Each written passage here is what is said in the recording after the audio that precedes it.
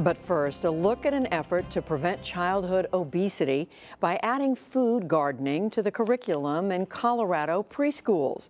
Special correspondent Kat Wise has our report. It's for our weekly series on education in schools, Making the Grade.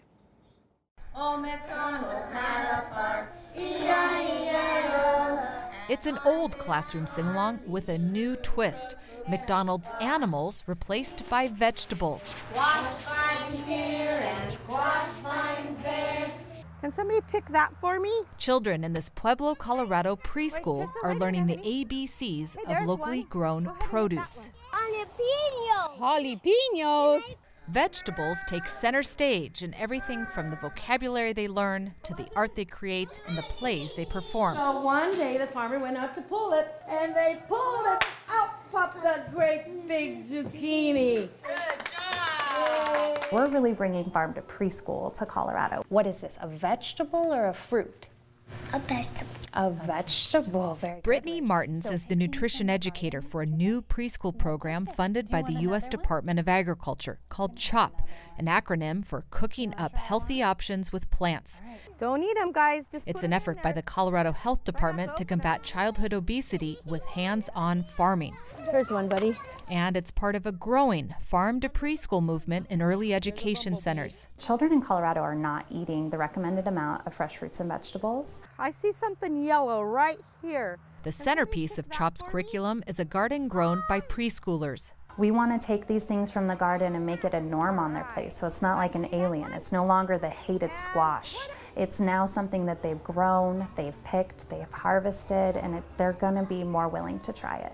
All right. Looks like 1 in 5 Colorado children ages 2 to 4 are obese.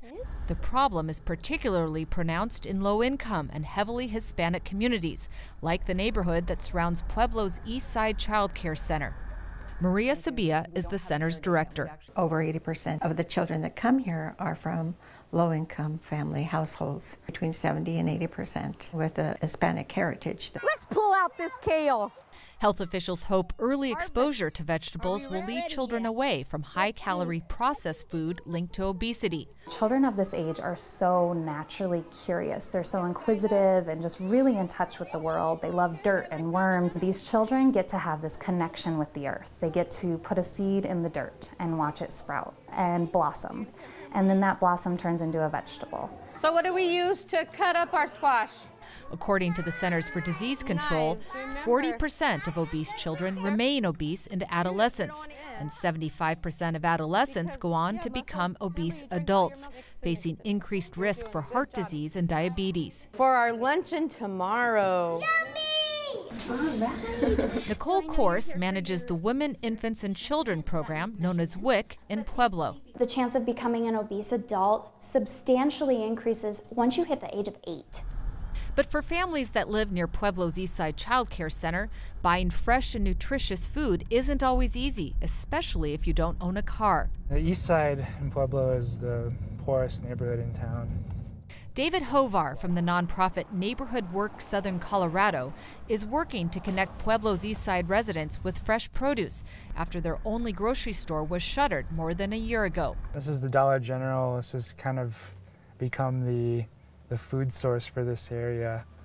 When you go in, there's, it's typical packaged foods. They have refrigerated drinks and shelf-stable stuff, but there aren't any fresh fruits or vegetables. The bus system ends at about 5 p.m.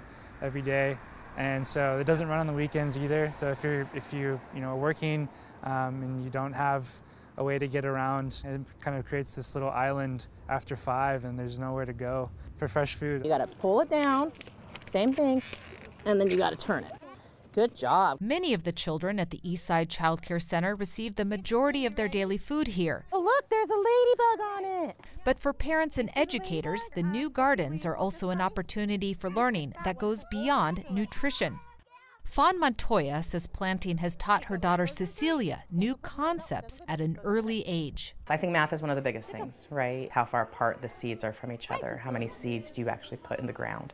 How far in the ground? So is it half an inch? Is it a quarter of an inch? And then they're also having the conversations about the science behind it. The concept of the sun is needed to actually grow the plants and the water is needed to grow the plants. Tell your mom and dad or your grandma and grandpa or your aunts and uncles that you used a metate.